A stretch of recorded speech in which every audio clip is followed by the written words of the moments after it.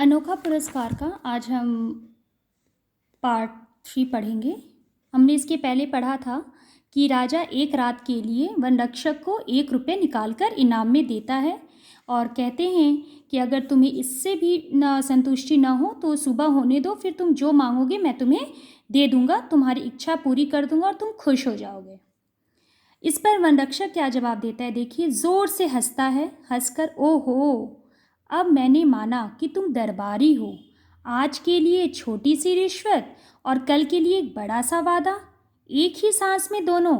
मगर मेरे दोस्त, पुंडरीक दरबारी नहीं है। दरबारी मतलब मैं रिश्वत नहीं लेता। दरबारी व्यंग्य किया गया है कि दरबार में जो रहते हैं वो रिश्वत देकर काम कराते हैं, पर मैं वैसा इंसान नहीं हूँ। राजा को क्रोध आता है। तू एक नीच आदमी है, जबान संभाल कर नहीं बोलता। मैं तेरे बारे में अधिक जानना चाहता हूँ। वनरक्षक लापरवाही से, तू और तेरे शब्द को इस तरह लापरवाही से मत फेंको। मैं भी उतना ही भला आदमी हूँ जितना तुम हो। अब वनरक्षक को भी गुस्सा आता है। वो कहता है कि तू और तेरे बोलकर मेरे से बात मत करो। अगर आप सभ्य हो तो मैं भी सभ्य इंसान हूँ। राजा शांत होकर, क्षमा करो मित्र, उसे अपनी गलती का एहसास होता है। वनरक्षक मुस्कुराकर, मैं क्रोध में नहीं हूँ, पर जब तक तुम्हारी सच्चाई पर मेरा संदेह है तब तक मैं तुमसे विशेष प्रेम भाव नहीं दिखला सकता। राजा, तुम ठीक कहते हो, पर मैं तुम्हें कैसे विश्वास दिला सकता हूँ। वनरक्षक, ओह, तुम जैसा मुनासिब समझो करो, मतलब तुम्हें जैसा ठीक लग रहा है करो, पर मुझे तुम पर विश्वास नहीं है। मुझे तुम पर विश्वास दिलाओ। राजधानी यहाँ से 10 मील 16 किलोमीटर पर तो है, पर अभी राजधानी जाना चाहो तो मैं तुम्हें रास्ता बताऊंगा। अगर तुम रात भर इस गरीब के घर में टिकना पसंद करो तो मेरे सिर आँखों पर रहो, सवेरे मैं तुम्हारे साथ चलूँगा। राजा, क्या तुम अभी साथ नहीं चल सकते। वनरक्षक, नहीं, चाहे तुम राजा ही क्यों ना हो। राजा, तब तो चलो, मैं तुम्हारे घर में रात काटूंगा। वनरक्षक यह कहता है कि रात बिताने के लिए तुम मेरे घर में रह सकते हो, पर मैं अभी तुम्हें नहीं छोड़ूंगा क्योंकि रात हो चुकी है, मुझे वन की रक्षा करनी है। और ये भी कहते हैं कि इस समय अगर तुम्हारी जगह राजा भी खड़े हों तो मैं नहीं चलूँगा। घोड़े, इतनी देर में क्या होता है, घोड़े पर सवार एक सरदार की एंट्री होती है, प्रवेश करता है। सरदार, महाराज कुशल से तो हैं। अब इतनी देर से सरदार अपने महाराज को ढूंढ रहा था। अब महाराज को देखकर क्या बोलते, महाराज आप कुशल तो हैं, आप ठीक तो हैं। महाराज के लिए हमने सारा जंगल छान लिया।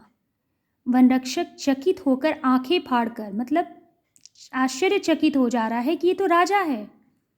कौन महाराज? तब तो मुझसे बड़ी भूल हुई। घुटने टेक कर, महाराज आपके साथ मैंने जो ठिठाई की उसे क्षमा कीजिए। राजा तलवार खींचता है। वनरक्षक, महाराज आप अपने उस सेवक का वध निश्चय ही नहीं करेंगे जिसने ईमानदारी से अपने कर्तव्य का पालन किया। जब राजा तलवार खींचता है तो वनरक्षक को लगता है कि अब वो तलवार से इन्हें मार देंगे।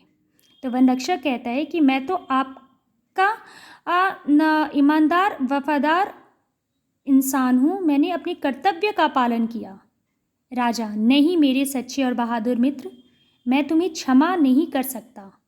मैं तुम्हारे जैसे नेक और सच्चे आदमी के सम्मान का ऋणी हूँ, मतलब उधार हूँ, कर्जदार हो गया हूँ कि तुम्हारे जैसे इंसान ने आज ईमानदारी भरी पड़ी है। उठो राजरत्न पुंडरीक, उठो। ये देखिए, इस नाम से उसे पुकारते हैं। राजा वनरक्षक को ये नाम की उपाधि देते हैं। राजरत्न मतलब हीरो का रत्न, रत्न मतलब हीरा। अपनी पदवी का प्रमाण और मेरी प्रसन्नता का चिन्ह यह तलवार लो। तुमने हमें जो सुख दिया है उसके लिए 1000 रुपये सालाना का पुरस्कार तुम्हें जीवन भर मिलता रहेगा। अब राजा उसकी ईमानदारी से खुश होकर अपनी तलवार उसे तोहफे में देते हैं और 1000 रुपया उसे सालाना जीवन भर देने के लिए कहते हैं। पुंडरीक, महाराज पुरस्कार कैसा? मैंने तो मात्र अपना कर्तव्य निभाया है। राजा तलवार देता है। पुंडरीक घुटने टेक कर उसे दोनों हाथों से लेता है और माथे छुआता है, मतलब सर पर टच करता है। फिर खड़े होकर राजा को प्रणाम करता है। राजा पुंडरीक, पुंडरीक महाराज। राजा चलो, हमें महल तक पहुंचा आओ, अब तुम हमारे मेहमान रहोगे।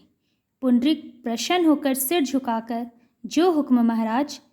राजा देखिए, अब ये रात में ही चलने को तैयार हो जाता है। राजा सरदार के घोड़े पर सवार होता है।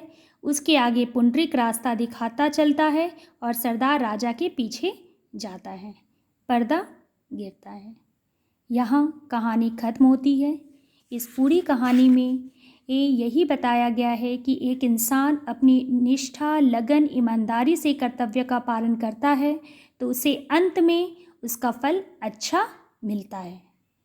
इसलिए हमें भी अपना काम ईमानदारी से और नेक दिल से करना चाहिए। अगली वीडियो में इससे संबंधित प्रश्न उत्तर हम करेंगे।